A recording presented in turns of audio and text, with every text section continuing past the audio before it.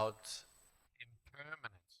So the Buddha actually said, contemplate impermanence. So this is sort of not like regular meditation we'll try to do today. So we're doing a little bit of contemplation and the breath meditation.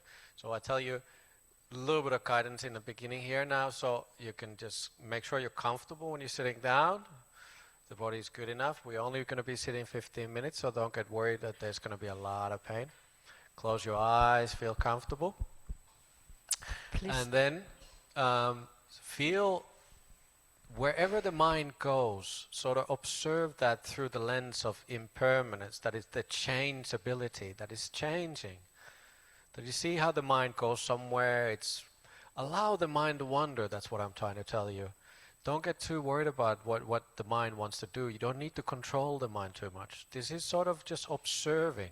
See the mind goes there and see how it changes. It takes a while, it holds on to some idea, then it changes and then something else. You see the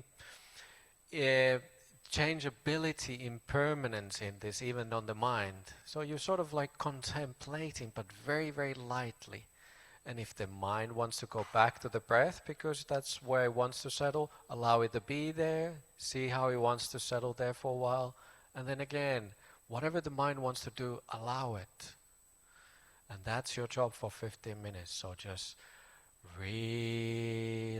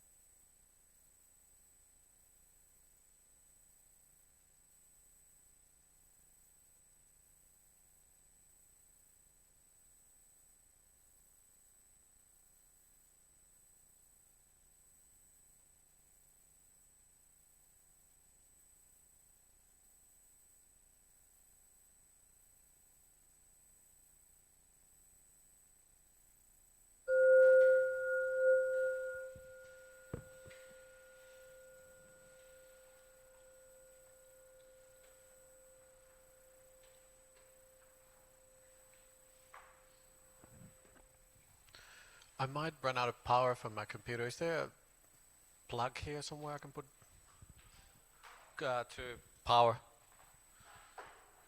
plug is just in case before we start. Yeah, does it reach there? I don't know. Oh yes.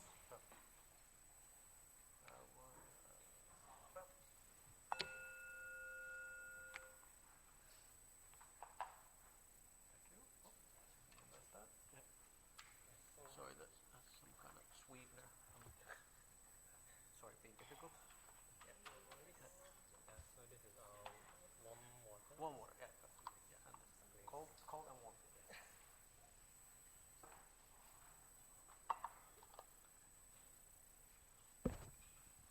Very good. Welcome, everybody. Nice to see so many people here today. Just so you know, you can take notes, whatever you want to do. I'm okay, but I don't think there's going to be anything earth-shattering coming. And I'll always try to remind people that it's the best information is in your heart. So keep things in heart. I always try to evoke feelings and make sure instead of just saying Pali words, I just no, we need to feel ourselves into this practice. So, but please do make notes if you feel so. So this weekend's idea is I'm teaching about 3 characteristics of what the Buddha was teaching. And today we're talking about anicca. So we have anicca, dukkha, anatta. Yesterday we talked about suffering, a lot of suffering in the world, the suffering inside of ourselves. And same anicca. Today we continue with anicca for a while. And I would like to remind also that if you need to go somewhere, please do so. Even if it's in the middle of something you need to go, please. I don't mind. And we're gonna have a little break in some point. 2 hours today, is it? So not too long. But I feel that sometimes if the class goes too long, you cannot take anything in. So we're gonna take a little break somewhere, and then after 1 hour, okay, Eileen is the boss, telling me what to. However we feel comfortable. And at the end, there's going to be a Q&A. And so hopefully you have some questions coming up after my talk. I'm not going to say too much about myself. Is there anybody here who wasn't here yesterday? Oh, a lot of people. Wow, okay. Well, I just say that much. I don't want to introduce myself too much, but my name is Ajahn Mudito, and I come from Perth, Portinana. I stay with Ajahn Brahm last 15 years. I've been there since 2010. I was living in Melbourne as well for 3 years, but mostly I've been in Perth with Ajahn Brahm 15 years. I originally come from Finland, but now I have 2 passports. I have Australian and Finnish passport, so I'm a Finnish Australian, so to speak. And I think that's enough. So you know Ajahn Brahm, right? Everybody knows him. I'm his disciple through and through. I am quite easygoing. I consider myself easygoing and choky monk. So you want to hear about joke about Finnish people? I'll tell you anyways, whether you want to hear it or not. It's just so let's get the Ajahn Brahm theme going. So we always have to have jokes. There's a elephant walks into a bar, and there's let's say who's going to be in the bar. So there's going to be an American man, a Singaporean, and a Finnish person there in the bar. So the elephant walks in there, just minding its own business affairs, and the American sees the elephant and is starts thinking in his mind, contemplating. I wonder what I could do with this elephant. Maybe I could train it so I can start making some money with it. Put in a circus, I can teach some tricks. That would be a good, yes. Elephant, I can make money with elephant. Yes, great. Singaporean is looking at the elephant and say, I wonder how I can teach the elephant so he obeys the rules, so he doesn't break anything here. Hope he's not chewing some chewing gum. Elephants should be well-behaved elephants, so that's what elephants should be. So that's the Singaporean thinking. And also maybe thinking, what should I eat with elephant? I wonder what elephants eat. Do they eat 5 times a day or 3 times a day? Or what should we eat with elephant? And the Finnish person is looking at the elephant and is thinking, I wonder what the elephant is thinking of me. I don't know. It's maybe and the joke is, I have to explain now the joke to you because I didn't get enough laughs. Finns, we always sort of quite self-conscious about things. We always like thinking, it's like what are they thinking of us? What are they, So that's what Finns are, and that's how it is. The Finnish sees an elephant and it's not thinking about the elephant. It's always thinking about me. I wonder what they're thinking of me. And I'm the same. So never think that you're afraid to talk to me or think something. I'm mostly thinking about myself. I'm very self-aware. So that's why I try to be very kind, so I don't make a bad impression on anybody.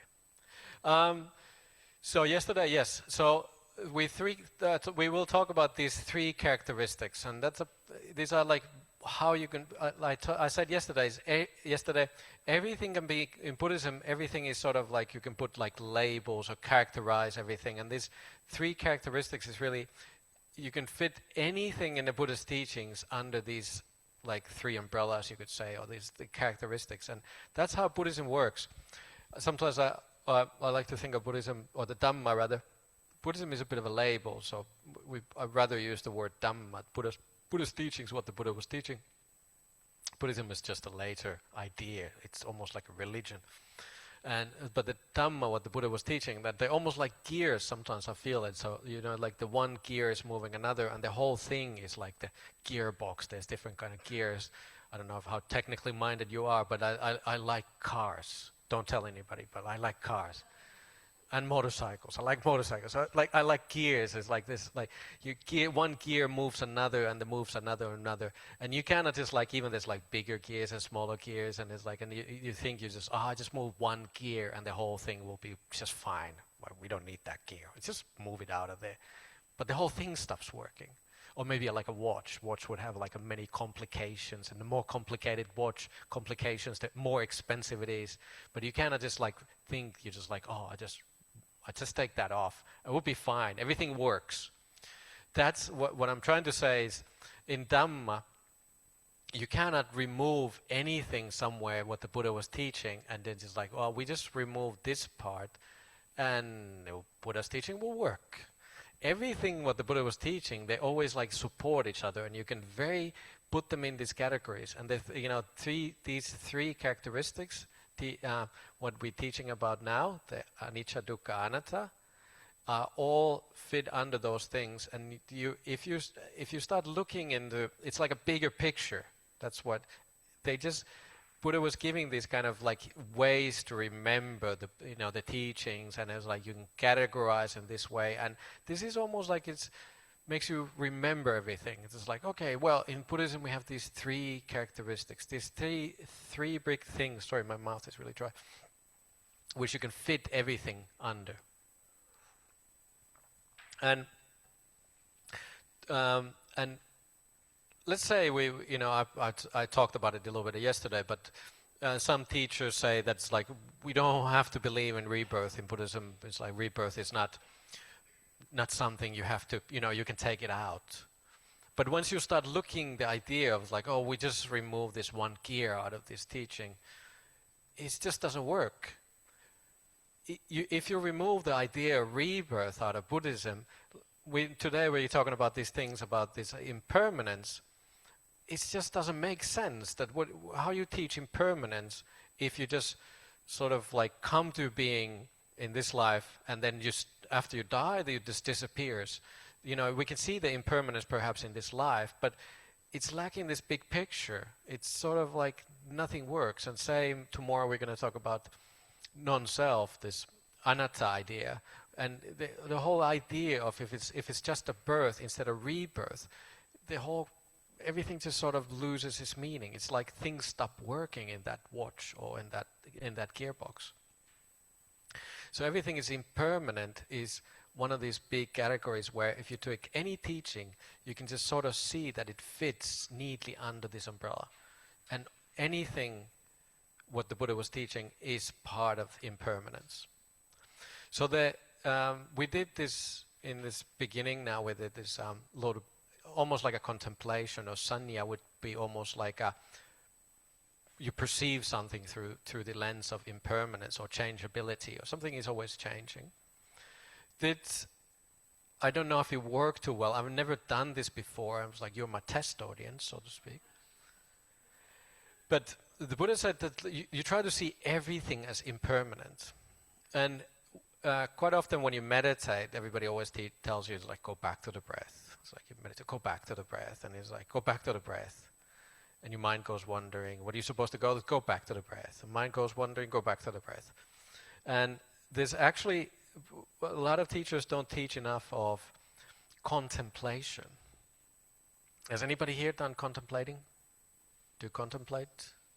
What do you contemplate? Eileen is the only one. Hands up, be brave. Contemplators. 2, 3, 4, 5, 6. Not enough. You need to contemplate more.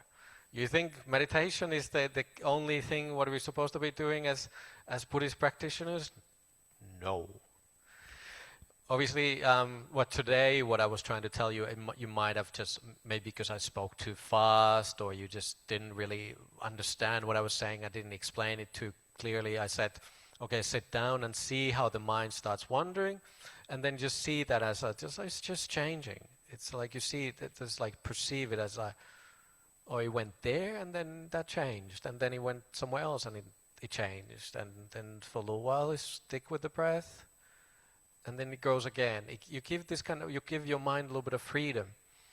And I in my mind, I thought, like, I think I might want to do this. In some point, I'm gonna, when I teach somewhere else, just try to explain it a bit more clearly. Again, I think I spoke too fast, and you weren't ready to take what I was trying to explain to you. But it gives your mind a little bit of freedom when you just sort of like don't try to control it too much. Like go back to the breath and go back to the breath, and then just like mind wants to wander, but you're trying to hold it onto the breath, and that's supposed to be what we're supposed to do as meditators. But that's not, you don't have to always do that. You can allow the mind to work differently.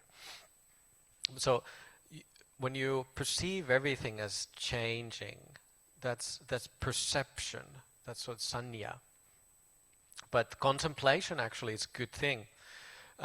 One of the contemplation, that's not sanya, but this is like it's like maranusati. You see everything, or you keep reflecting on certain thing. Like maranusati would be a contemplation of death, and that's part of, it sort of ties in what we're talking about today. Is this changeability? Everything is always changing. You know you will die. I hope you do. But what really holds it down, what really brings it back home, is looking it straight into the eyes. Just that's the contemplation. It's like, I will die. I will die. So what you can do is, like, even if we walk on the street or doing walking meditation, every step you take, you just say, me too, I will die. Me too, I will die. Me too, I will die. Keep bringing it back. Mind goes wandering a little bit, you bring it back to the contemplation object. Me too, I will die. And keep repeating that for a while, whilst walking.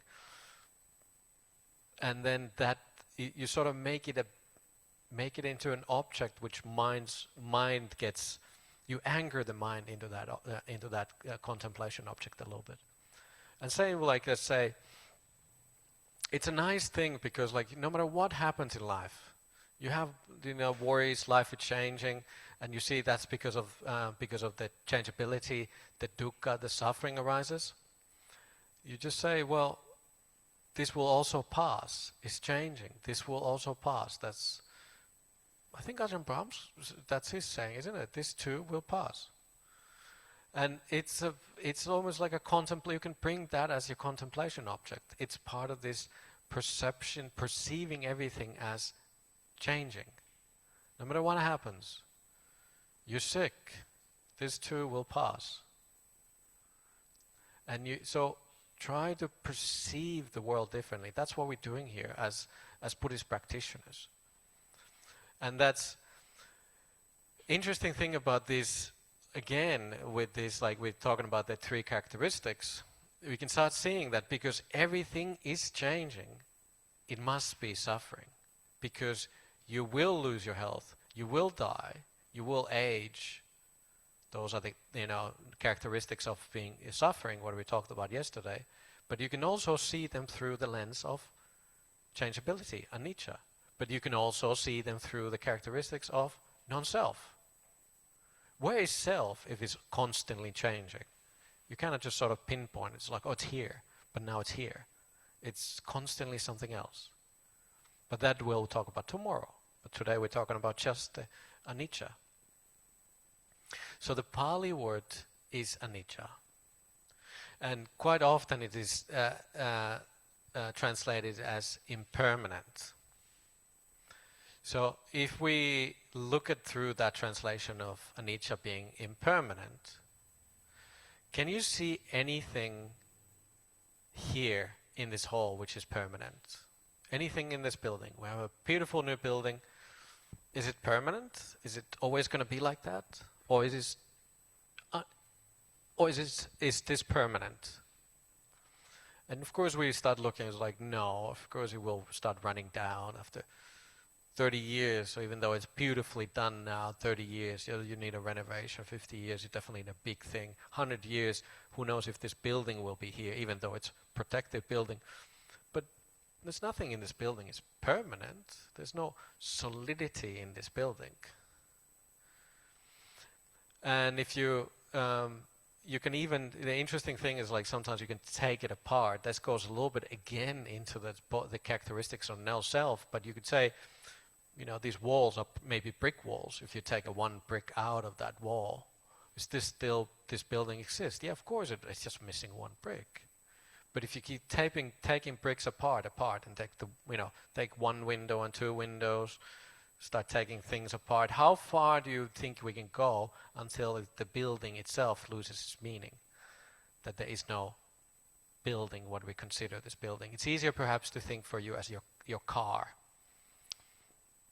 And that's, if you take your car and you start taking it apart, take the wheels away.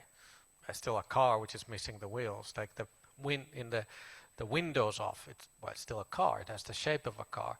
How far do we keep removing things out of your car? Should we try? Where's your car? Let's start unbolting your car apart. And you can stand next to your car, and we are taking your car apart, and you say, stop. Okay, as in it's not a car anymore. Then we put one thing back to your car. And then we're like, well, it's not really a car. There is no really like one point. It loses the carness. There isn't like it's sort of fluid motion. But that goes, like I said, a little bit into the non-self more, into the idea of non-self. But still, everything is changing. We're sort of moving around, changing. And if you look at the Singapore as a whole, as a city, as a place here, it's like, is there anything stable here which is not impermanent? Is there stability in Singapore? Definitely not. The whole country is changing. The city, everything around is changing. Even if you look at the bigger picture, the climate is changing. There's no permanence in climate. What kind of stability can we find here? Okay, well, we can't find anything really in this hall or Singapore, and then you go into the world, and it was like even the world is always changing. There's no stability in the earth. Like it's never been the same exactly. We had different periods. We have dinosaurs running around here, and even before that something happened, and it was bacteria. And I tell you, while talking about dinosaurs, I had a good question coming. Well, kids always give the best questions, and one kid said, I was like, okay, well, if you teach about this non-self, that there is no person, but we have rebirth in Buddhism, well, does it mean that we were all dinosaurs at one point? And I said, it's a good question. The answer will come tomorrow, so you have to come tomorrow. I will keep you waiting. And so, okay, remind me tomorrow. Were we all dinosaurs? So we can see that everything in the globe we live in is always changing. There's no like everything is always the same. And if you look at our universe, can you see something which is always there, never changing? Our solar system, our sun, or anywhere in the universe, they say that everything is expanding or getting big crunch or bigger, it's expanding. I don't know what they, think this year. We can see everything is constantly sort of moving, changing. Same like the sun, was it 4.6 billion years, so I don't remember now. It starts expanding and expanding, and eventually will get so big that it takes over this, even the Earth. It will take this planet, and it will, this will just turn into dust. Eventually this will disappear. So we can't see anything which is stable, permanent, outside of us. But can you see anything permanent, stable, never changing inside of you? Your body, definitely not. And again, I mean, all of these things, they always go together. It's non-self because it's impermanent. You cannot see nothing which is never changing in our bodies, but it's that makes it suffering. If it was stable, it wouldn't be suffering, but because it's always constantly changing, we see this the suffering nature. So all of these things always go together. So the body is always changing. Yeah, it's easy to see. Well, what about your mind? That's a $1 million question. What about the mind? Is the mind always the same? Or is it always changing? Always changing? But inside of you don't think that. It's like, oh no, this is me. Yeah, there's this idea that there is self there. And the idea of self comes from that idea that there is almost like a soul type of identity there. There's some kind of identity. I'm sure there is. This is me. Every time I think of my thoughts, it's me who's thinking my thoughts. I can see that there is some cohesiveness. Yes, there is, but it's all the time changing. You have to look at it through the perception of anicca, impermanent. The interesting thing that the Buddha said, if you were to take really a self somewhere, you should say this body is me. Why? Because the body actually lasts for 80, 90, 100 years, long time. But your mind is constantly changing. Constantly changing.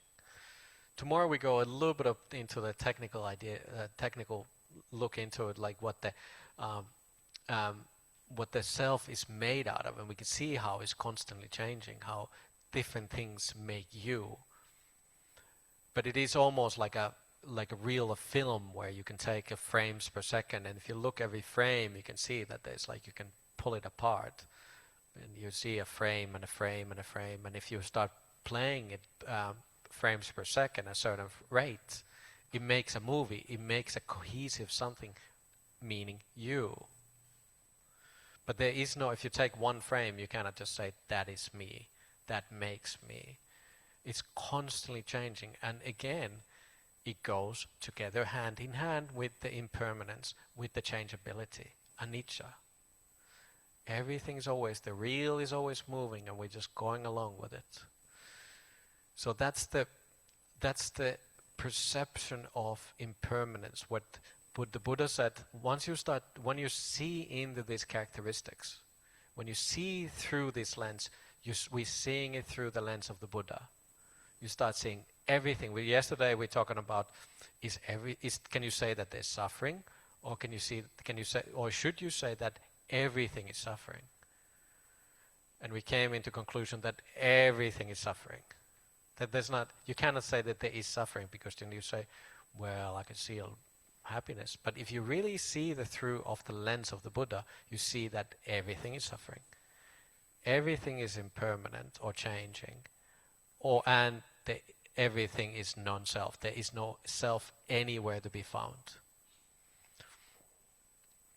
And I read the little Dhammapada verse. Yesterday we talked about the dukkha, and today is the anicca. I said I take a translation from Ajahn Suchato.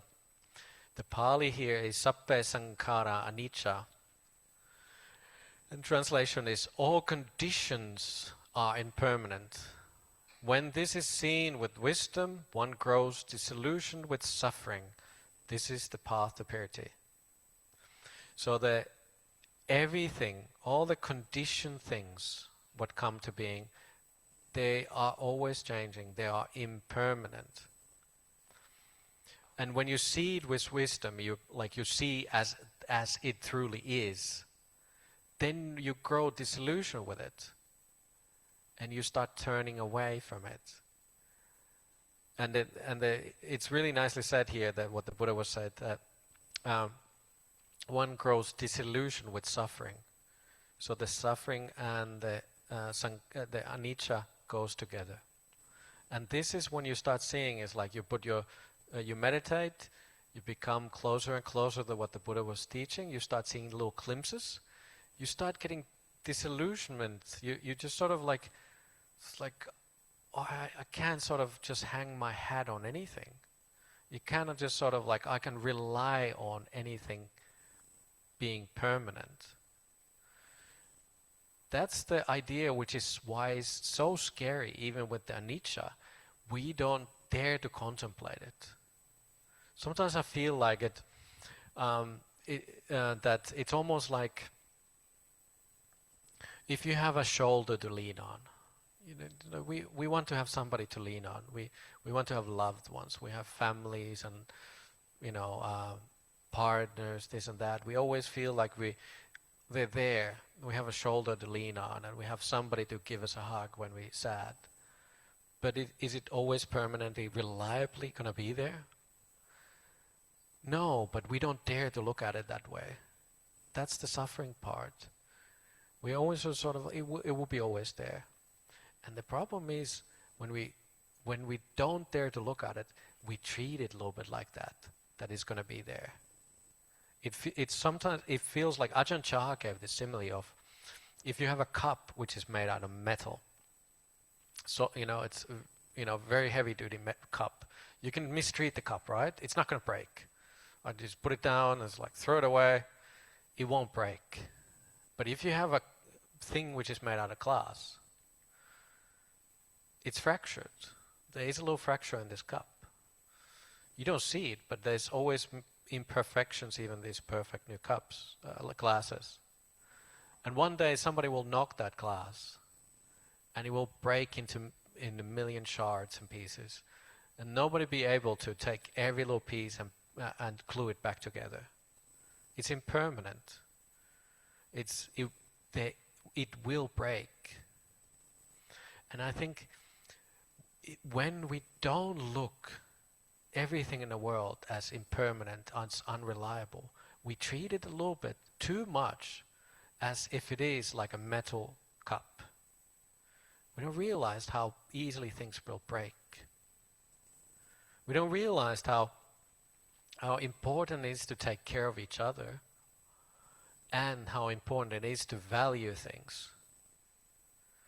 When you start seeing that it's like, even my husband is impermanent, even no matter how much they annoy you, or the wife. No, it's like, but these two, they will also break. I better take care of them now. The compassion starts growing, and it's the same thing. We don't dare to look everything as suffering, the dukkha. But if you start looking things through the lens of the suffering, that everybody is suffering, there is not just that everything is suffering, the compassion starts growing.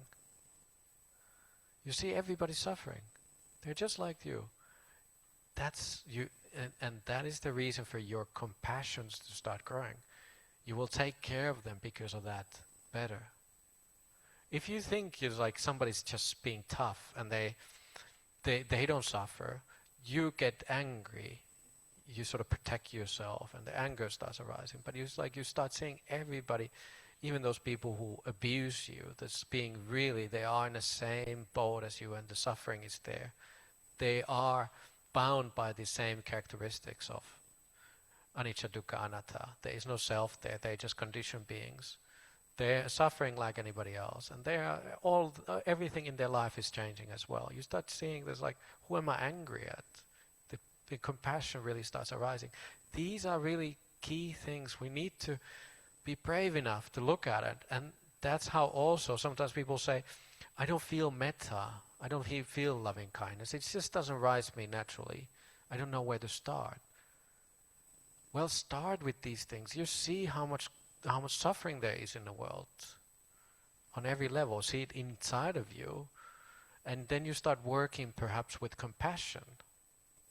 When compassion starts arising, then it's easier because you have softness in your mind and the loving kindness starts arising. Same with this idea I talked about a little bit on the shoulder to lean on. And imagine if you, one day you really needed the shoulder to lean on and it wasn't there anymore. The suffering what arises from there is tremendous. But if you realize that before, that this is how everything is conditioned, you made yourself a bit more reliable, bit more like an island, that you're self-reliant. You don't need somebody to support you all the time. Yes, we need to take care of each other, but when the final call comes, when you're going to die, who are you going to take with you? You cannot take your family with you. You cannot take your reputation with you. You cannot take your money with you. It's just your karma continues. That's what you can rely on. That's the only thing you can really rely on, is your previous actions. Whatever you did, it always follows you until you're not so bothered by it. But that's further in the path, when you become in the path to become enlightened. But it is interesting with this, the anicca. And another thing which is quite nice is anicca, it's nice to know these Pali words, and we always, as teachers, we always say the same things. Metta and dukkha, anicca, anatta, sankhara, perhaps, and we just throw out these words all the time. When you hang out with us and you start hearing us, we look not better as well. Like, sounds like we know what we're doing, because we just throw out these Pali words. But it's also that they're difficult to translate. There's different ways to translate them. But then it's nice to, we say like anicca, and then we explain it, but you could translate it this way or that way. So for example, with the anicca, Ajahn Brahm likes to translate it as unreliable, and then it brings another angle into it. So instead of having impermanent, it sort of maybe doesn't feel enough. Like I said, I like to bring a feeling into this practice. I like to try to make you feel something, and that's why I give this simile. It's like, imagine if you really need to have a shoulder lean on, and you can really, you can imagine it, right? It evokes like in memory or something, like, what would it feel like? You're really sad, and you wanted to have a shoulder to lean on. You wanted to have a hug from that person, and they weren't there. And it brings a strong emotion. It really evokes a impression on you. At least it does for me.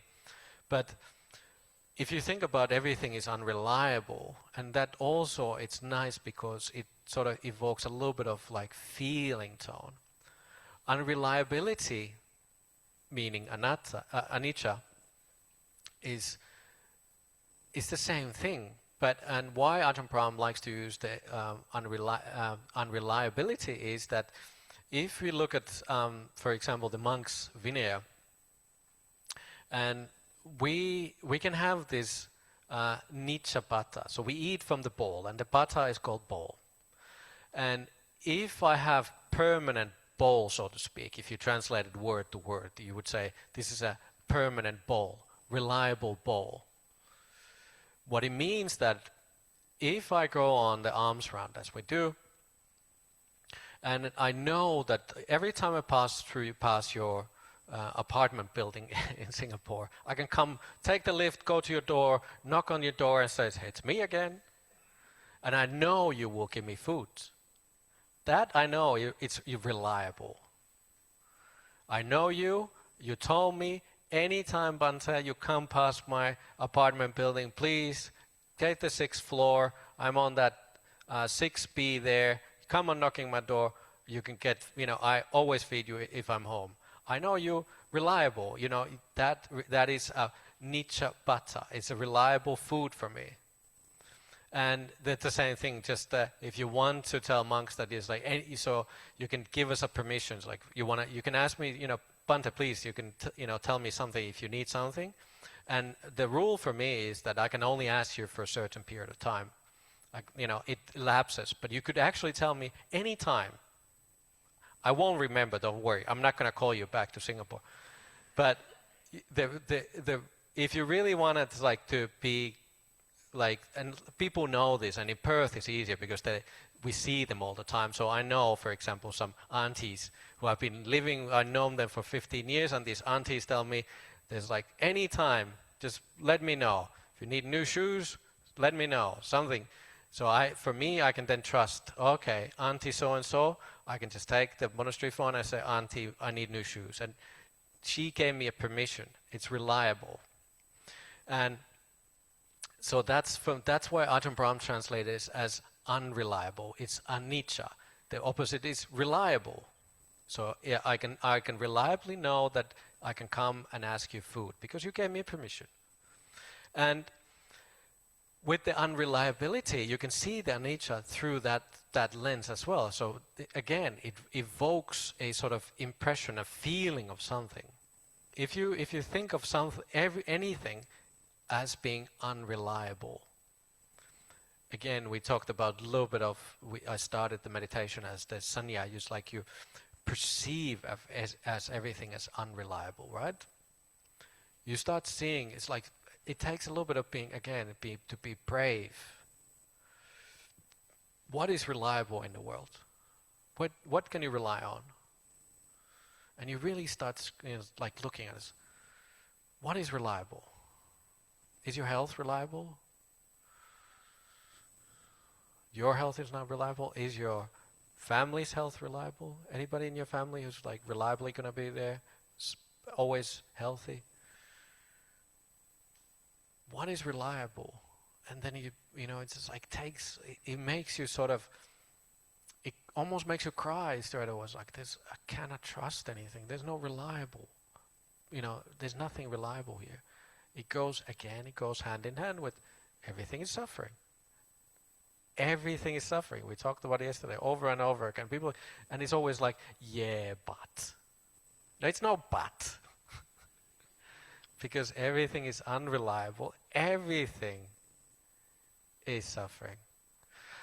Buddhism is so negative. And because everything is unreliable, you value it. You value it differently. You don't hold on to it, so grasping. Buddhism, the idea of why do we have this idea of rebirth? Well, it comes from this idea of grasping. We teach that all the time. Don't grasp so much because it causes you a lot of suffering. Why does the suffering come from the grasping? Wanting, craving, because it's unreliable. You're grasping on something which is unreliable.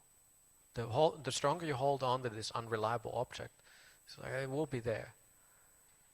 It's actually you're grasping on tighter and tighter in something which is unreliable. So it makes you cry more because you really, like I said, evoke a feeling. You really thought there's going to be a shoulder there you can lean on, and then one day you really needed that. You were grasping on that idea, and you really wanted the shoulder to lean on, and it's not there.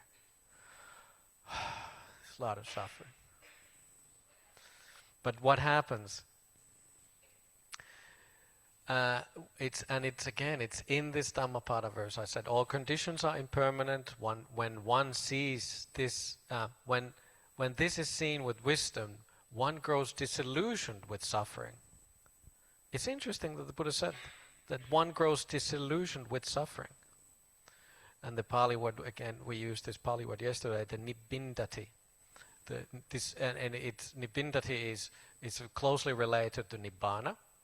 So you turn away, the turning away, you start fading away from this idea that there is permanently something is reliably always there. You don't hold on things so tightly. And it sounds very sad that there is no permanent reliability here anywhere. But what starts to happen is like that turning away. When it starts happening, the happiness starts growing from that. But you can almost like, how should I put it? I don't know if it's a good way to say it. You stand on your own 2 feet, or you become an own island. But when you see something truly how it is, you value it differently. There is something. It's not like we become Buddhist and we become sadder and sadder and sadder. It's like we somehow, that's not the Buddha was teaching dukkha, everything is suffering, but the path is a path away from suffering. So it's interesting, we start seeing these things as unreliable or suffering. But because of that, we are moving away from those things. So when we're moving away from that, that idea, with the dukkha, we are moving towards more and more deeper sense of happiness. So again, don't be fearful to look at these things. See through the lens what the Buddha was saying. This is the path to enlightenment. People talk about it, how do we get there, what are the signs, but it's just sort of this disillusionment starts happening slowly, and it's not, you're not pulling yourself out of this samsara. It doesn't happen that way. It's just natural movement towards happiness. Everybody always, it's just a natural way that what happens is that we are always moving towards happinesses. It's not like we're moving towards more and more suffering. That's not what's happening. Ajahn, break time. Okay. Good idea. And thank you for telling me, because it is nice to take break. So let's take 15-minute break.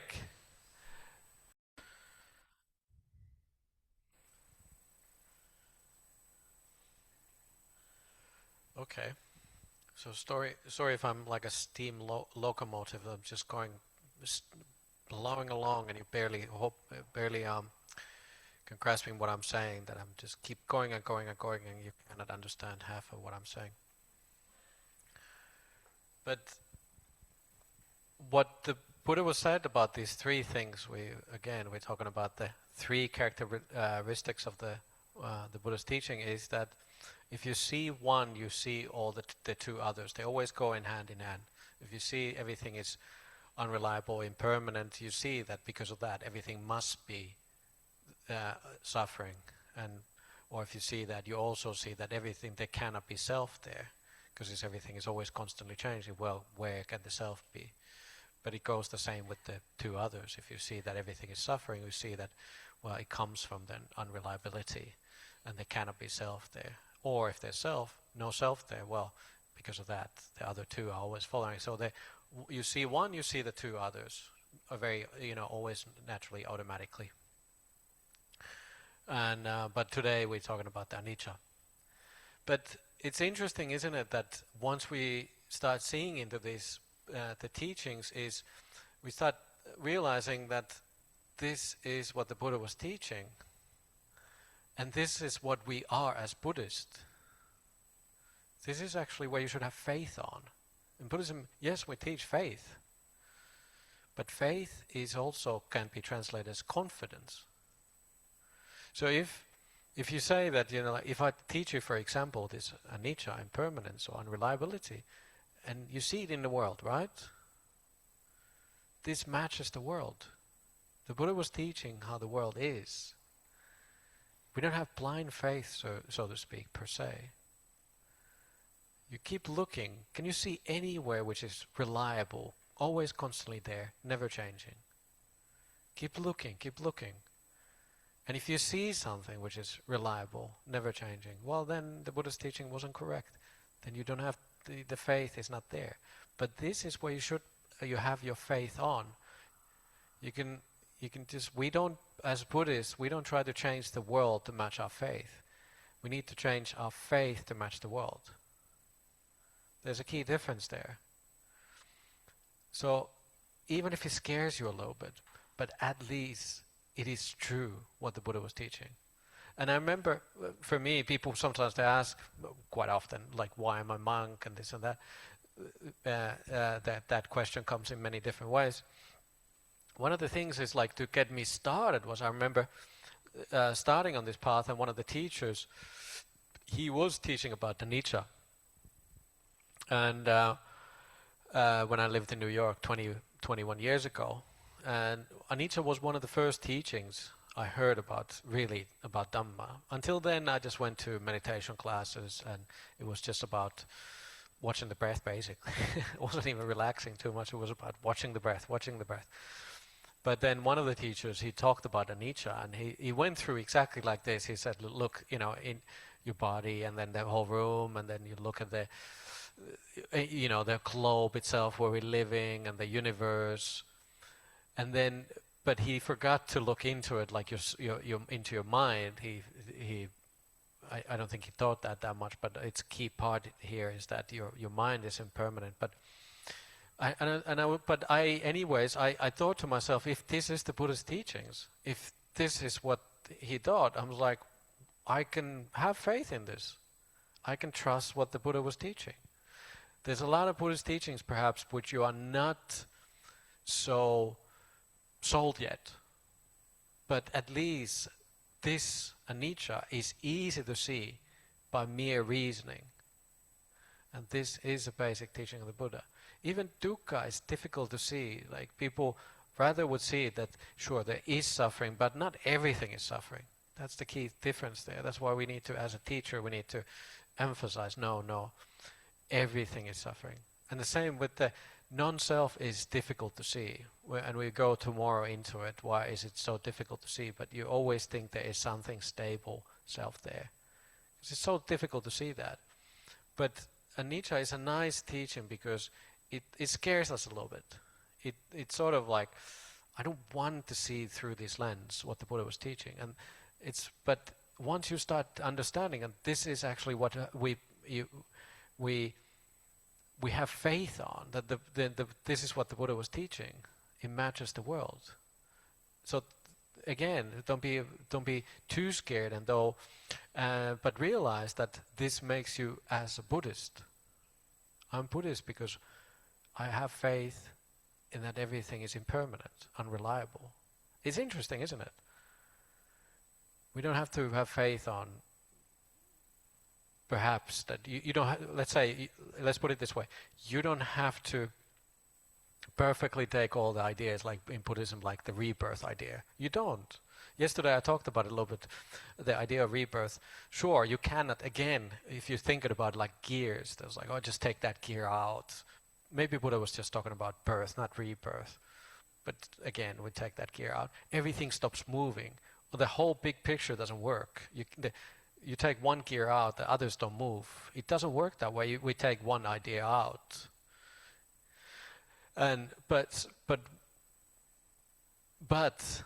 you don't really have to, because it's a little bit. You have to take that on trust, the rebirth, until you see it yourself. But with the idea of rebirth, at least you can see that everything is impermanent. You can see through just by mere reasoning, and it scares you. That unreliability of everything, that impermanence of everything, it evokes a feeling, and don't be afraid of that. It makes you a better person. The happiness follows from that, all of these things. Again, once you start seeing that it's like something will break, you will take care of them better. You don't worry about so much about little things, because you know this will pass. This too will pass. It's impermanent and unreliable. So you become, because of this, you become a better person if you are brave enough to look at it. So these teachings do work. What time, by the way, we're supposed to stop? What's the impermanence ending? 5. And then is Q&A, or is it Q&A now? Now is Q&A. I didn't even hardly start it. Like I feel like I can keep going and going and going. That's the problem when you're a teacher. You keep talking and talking and talking. You keep talking and talking. You're, okay, sure.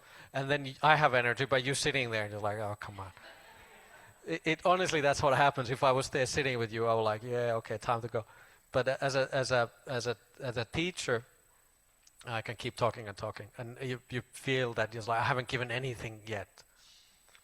But a few more things I just want to quickly say, and then we can go Q&A. And interesting thing about when Buddha talked about this anicca, he talked about it exactly the same terms as he talks about anatta, non-self. When we have suttas where Anicca Sutta, for example, and he talks about that there is no permanence in any of these things, which are, we call it feelings or perceptions, choices, consciousnesses. And so he goes through the same list what we will go tomorrow about non-self. He went through it the same thing with impermanent. And because it's impermanent, what is impermanent is suffering. Again, it will come in the same, we will go tomorrow, we go through Anatta-lakkhana Sutta, which is the key sutta on non-self. And it's interesting, it's almost exactly the same sutta where he talks about impermanence. So again, anicca, the impermanent and non-self go really closely hand in hand. Because of those two are, so closely hand in hand, suffering must follow. And one thing we started with, it's this contemplation or observing, and it's an interesting sutta where the Buddha talks about this. When somebody wants to have to live in line with the Buddha's teachings, they should meditate, observing impermanence in the body, form. Rupa is the Pali word, by the way. It's like you see the impermanence. This body is impermanent, no matter what it is. What do you do with it? It is changing constantly, and it's impermanent. They should meditate, observing impermanence in form. Once in a while, look at your body. Be brave. Yes, I'm getting old. Instead of just trying to find it's like, oh, look at me, I'm still pretty. Well, a little bit of makeup more on there, but okay, I'm still good. No, observe it and it's like, just be, honest about it. Like, yeah, body is changing. It's just what's happening, and it's suffering. Just be honest about it. This is suffering. And so you start seeing it's like you don't grasp into that idea of body so much. It loses the attachment a little bit. And because of that you start slowly moving away from that grasping into the body. And the same into your perceivings, you see this like everything is suffering, or you see something, always you want to hold on to things. That's the Vedana. Then the Buddha goes through the other parts of what the humans are made out of. But the interesting thing is where we really think we're going to live, and tomorrow hopefully you have a little bit of more time to talk about it, is your sankhara, which is either translated as choices, or Ajahn Brahm likes to translate as a will, which means that we are holding on to this idea that we are choosing. We have a free will. That really what makes you. But it will come tomorrow when we're talking about non-self. But see how the unreliable that idea of free will is. That your choices, how unreliable they are. Do you choose with reliably always correctly, or is it almost like there's a lot of haphazardness in your choosing? You break a little bit of that idea of free will, or that I'm choosing correctly always somehow. And when you start seeing that, it's like how you almost go through life just guesstimating. It was just like, I go that way. I was like, oh, I choose this. You start seeing, and like you go through, all of us, we go through life in that kind of like, we don't really know what we're doing. And that is that unreliable part. it takes away this kind of big idea of self. And then from there, the suffering is less.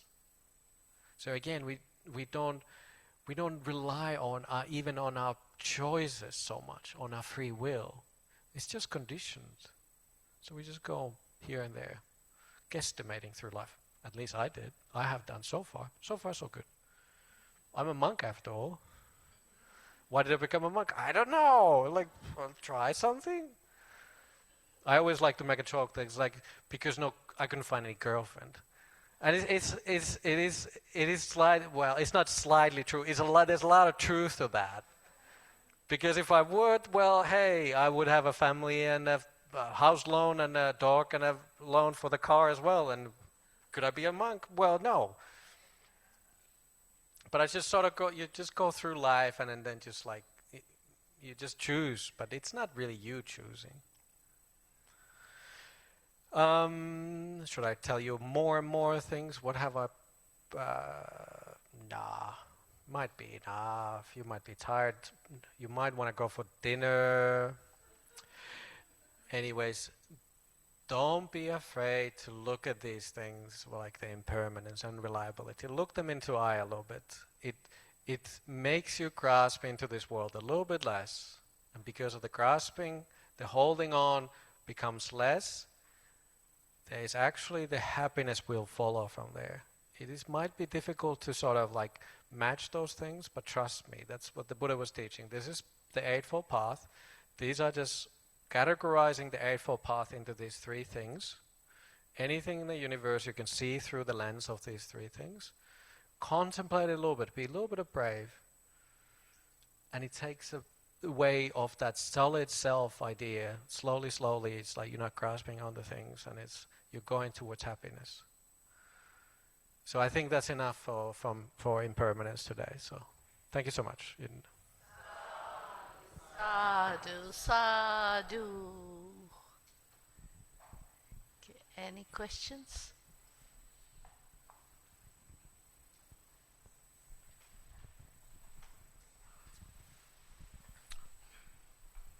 Hi, Eileen. Thank you.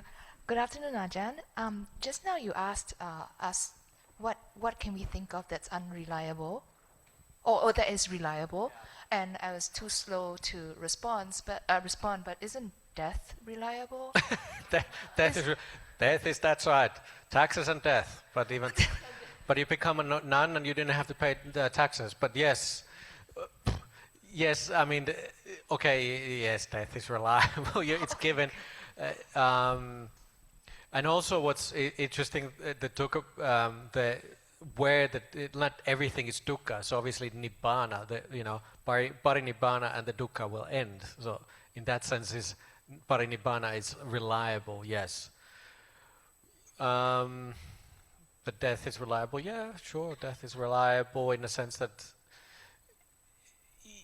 you're sort of using the word wrongly, though. It's not, like we are trying to find this kind of changeability. But sure, death is also, it's not like an end. And that's part of the dukkha part there. If everything would end in death, well then the suffering would end. And if that would be, it wouldn't be, everything, the unreliability would end there. And that's why it's like, again, it goes into this kind of like, I just remove this, like, I just look at it differently. Buddha's teaching, though, it's just the teaching won't work. Like, let's say you take the rebirth, out of it, because death would end it all. But death won't. It's just, you're born this lifetime, and because of that rebirth, you will have to die.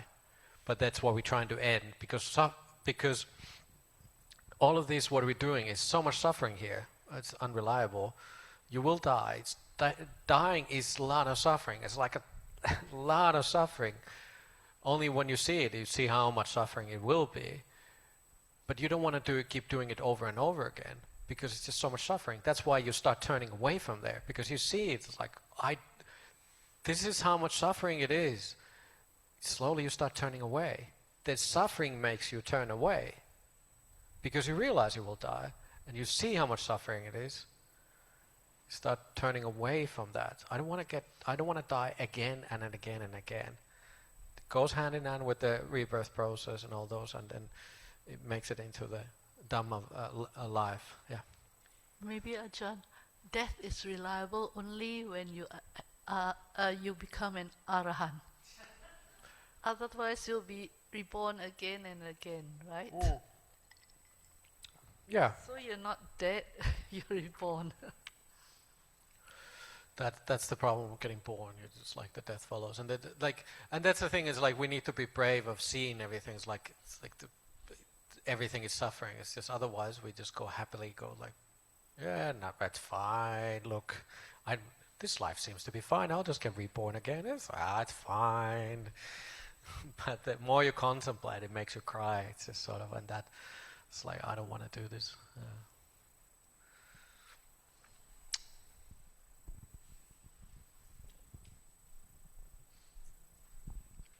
Thanks, Ajahn. When you share about turning away from suffering, can I say turning away from the causes of suffering, which is the craving part and the grasping part? Can I say that because yesterday when you share about the dukkha and nibbida, I went to Google the word nibbida, and I still don't quite get it. So when you talk about turning away from suffering, can it be say like turning away from the causes of suffering that cause suffering? Maybe you can. Of course, I want to turn away, but then is it turning away from the causes or just turning away from suffering? Yeah. Okay. Well, while you're talking, and I'm like, I can go quickly to dictionary. So there's like, I don't need to know everything. Okay. Well, let's look at other translations or how they explained it in dictionary. Is despondent. Okay. Becomes weird. You're weird. You know, like you're just fed up with. Feels disenchantment or dissatisfaction or disgust. Ajahn Brahm actually likes that, disgust. Gives up, turns away from, if it's ablative. So, you know, and it's like, that's why it's nice to look at this, like, what it would mean in different contexts. How would you translate it? It's like you're fed up. That is just sort of like, I'm fed up with this life. It doesn't make you want to suicide, but it's just sort of, I'm fed up with the rebirth process.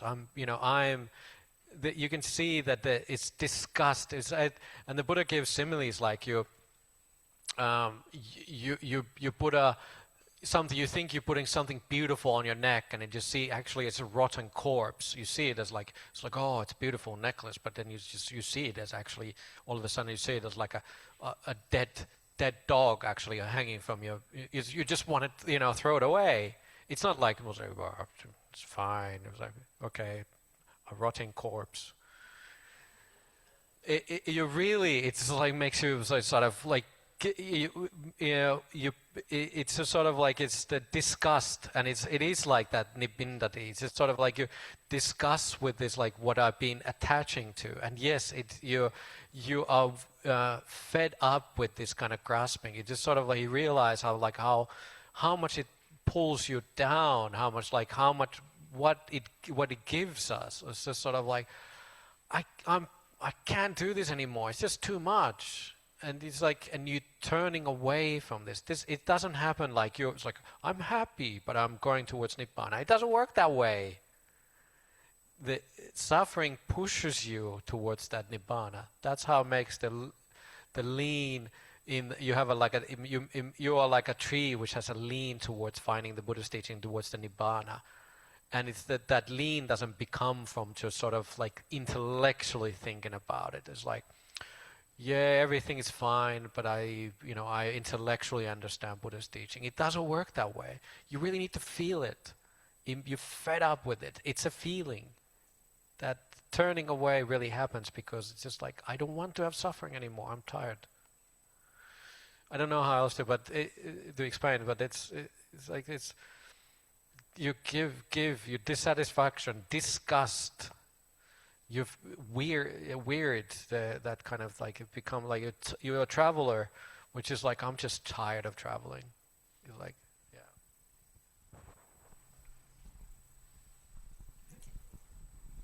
Namo Buddhaya, Ajahn. Just now, Ajahn mentioned that Ajahn Brahm translate that anicca is unreliability, right? Yeah. And also, Ajahn mentioned in the Sutta of the anatta and anicca, Buddha repeated all is anicca and anatta. But if I'm not wrong, only in anatta sutta dukkha is anatta. So my question is whether dukkha is anicca as well, and if dukkha is also anicca, if translation of anicca is unreliable, is dukkha is unreliable? Dhamma is unreliable as well. Sorry. We're going now in the circles. You're trying to wind me into it. It's like I think you're talking to a wrong monk. My bad. Yeah. Yeah, No, but Dhamma. we're going into a little bit of like this kind of like word plays here a little bit, but it's like like you're taking it too far a little bit. But I know what you understand what you're saying, that it's like is anicca. Sorry, you were saying is anicca dukkha, or you were saying Is Dhamma is also anicca? Dhamma is also anicca. Yes, of course, Dhamma is anicca. Are you asking, are Buddhist teachings unreliable or are they impermanent? Okay, now we're going into is like, well, it's okay. Then in that point, you wouldn't say that it's unreliable. Then you would translate it as impermanent. All right. And the Buddha clearly said, even my teachings will fade away, and that's what makes the Buddhist to rise. Buddha can only come into the world when the teachings have disappeared, and then so Buddha's teaching will start getting. They will start getting watered down. Monks and nuns are teaching the wrong thing. People have faith in wrong things. They go towards teachings which are not actually the Buddhist teachings. It's like all of these things, and they will start losing faith in monastics. Monastics don't behave correctly. All of these things, and so in the future, yes, the Dhamma will start sort of like fading away. It just sort of people get delusioned and all that. Of course it will disappear. Nobody knows what the Buddha's teachings are anymore. So eventually it was just sort of like disappeared. Yes, you cannot say it's unreliable in that sense, but nice thing about, you don't have to translate everything word to word. It's just like, in this case, you would have to use the unreliable way. Yeah. Yes.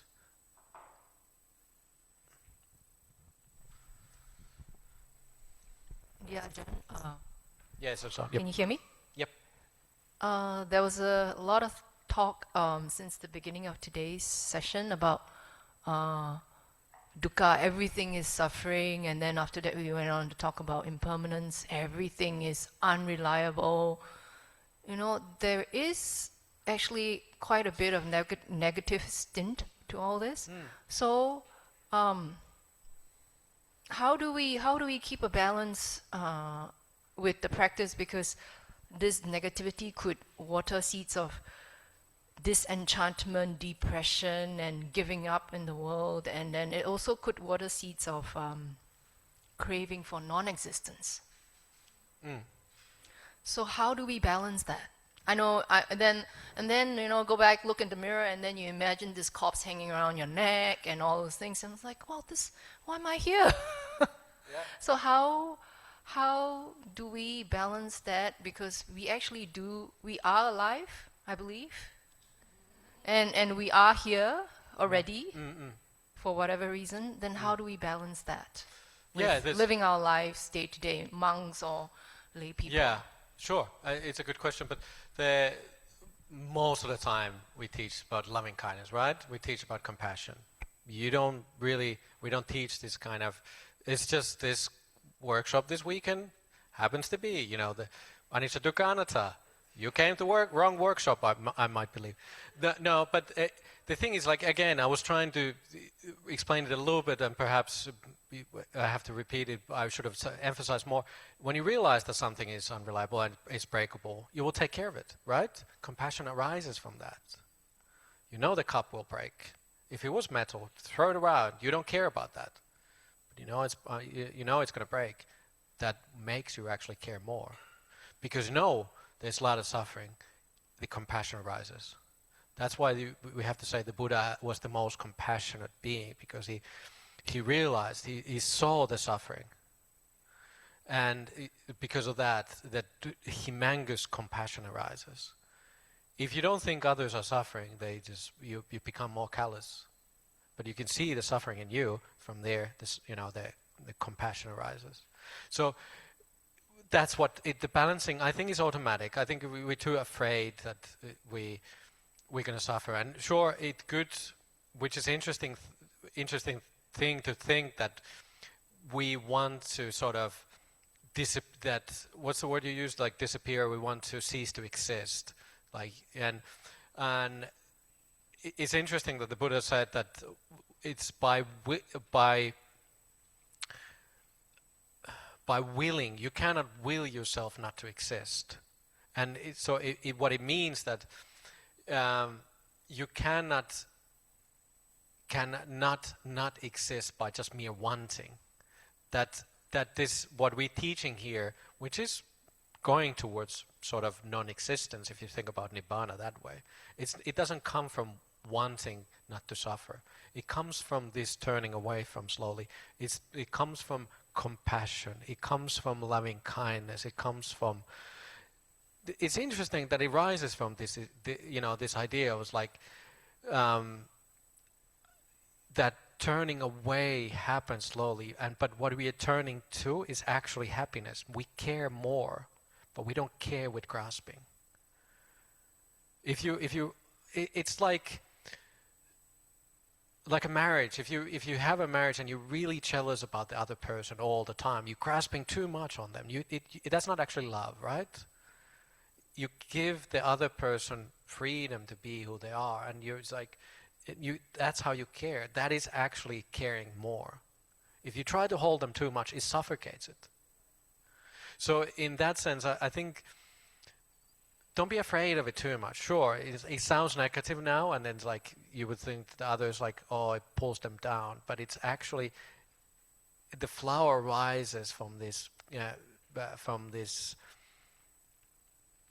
it blooms from this suffering. That's where it makes the flowers come up. And so, yeah, it sounds negative, and this is this weekend's workshop. But sometimes we just have to be brave. Like, yeah, this is how it is. But we still care. We care more because of this. Yeah.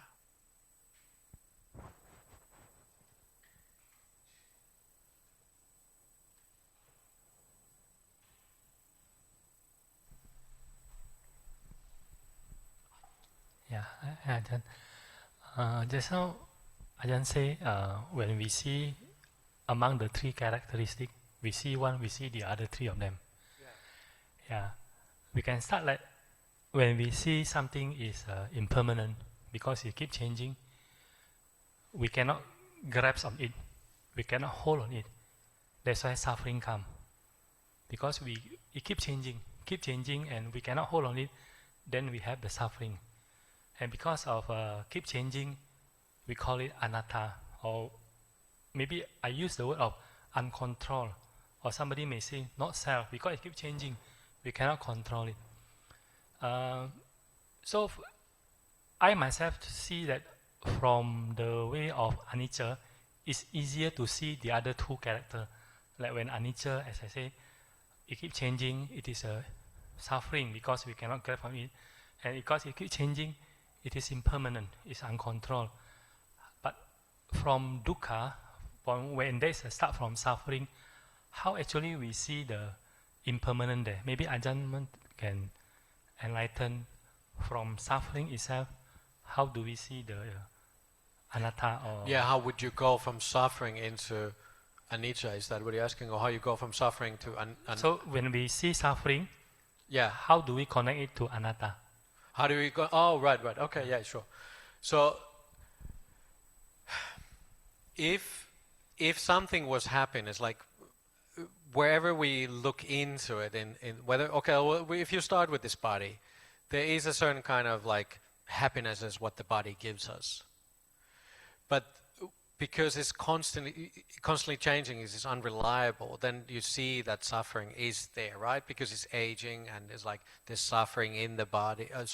There is sicknesses in the body. It's just what comes from having a body. It's like you can't avoid it. You see the suffering characteristics. It's just sort of like, so you can see that because of the body is, let's say just take it whether it's impermanent or not, but if you just take, okay, I have sicknesses in my body, it's suffering, right? You see, and because I can see I'm getting old, that's suffering, right? The body just gives you this feedback. Tummy ache, oh, it's a lot of suffering. I cannot, think anything except my stomach ache. So you can see that like the suffering and the anatta goes with the body hand in hand. But to go other way around, so how would you contemplate suffering and then tie that into the body first? So you, if something is, okay, my mind doesn't want to go there, so I don't want to start speculating too much, but I have to think about it. I'll let you know tomorrow, so you have to come tomorrow's class. But even with the mind, the same with you have to see the same with the mind. It's like you see how much suffering is in your mind, the suffering where it arises, then it's easy to sort of like see that it's like the mind is changing, and at like how much suffering there is, that it's like the dukkha and anatta, it always goes hand in hand.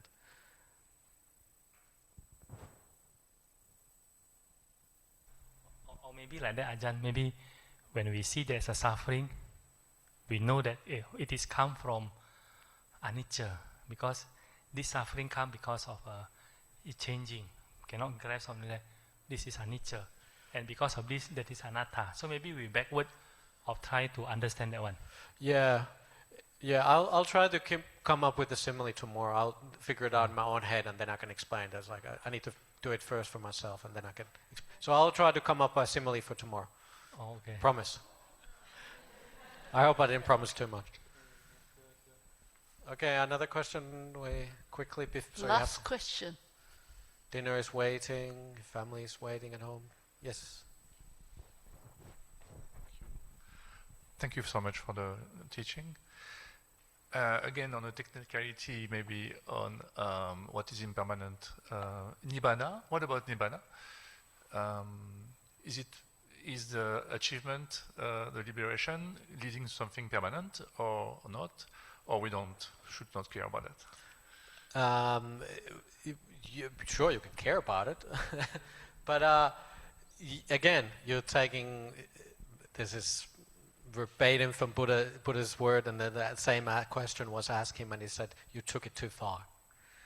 You're speculating something about which is, or you're trying to use the word wrongly, as if there's like, you make the Nibbana into something as like, is there suffering? It's like, does the Buddha exist after the Nibbana, or does it not exist? And then it's just sort of like, no, you're speculating it wrongly. You have to think about it this way. It's just it's like an idea.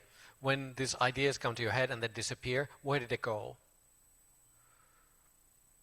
Like, they don't go anywhere. It's like you cannot ask that way. It's like the same with the like candle. If we see a candle, there's a flame, and then when the flame goes out, the wind blows it up. Where did the flame go? You can't ask that kind of question. It doesn't go anywhere. It's just things coming together. It's like, like you strike a match, and then there's a heat, there's a wick, and there's a wax, and then and then there's the heat. That's the flame there. And then you blow it out. Nobody's going to ask. So I go, I wonder where did the flame go? That's the interesting thing about this, like about this Nibbana. It's just sort of like this kind of question doesn't apply. It's like, is that permanent or not permanent? Is there suffering or non-suffering? All suffering, you can say it this way, all suffering will end when you reach parinibbana, meaning when a fully enlightened one dies. That you can say. Is it permanent or non-permanent? Those kind of questions. Is there suffering in that state, which is sort of like it? You cannot say there's a state. It's like it's just conditions end. The flame goes out. It doesn't go anywhere. You cannot. You sort of using the language wrong way. Yeah, thanks. It's a common question, and it was already asked at the time of the Buddha, but sure. So thank you for that. Let's say three sadhus. Sadhu, Sadhu, sadhu. Okay, let's. Okay. Oh, there's an added one, request for blessings. Okay, dedication of merits and request for blessings. Ajahn.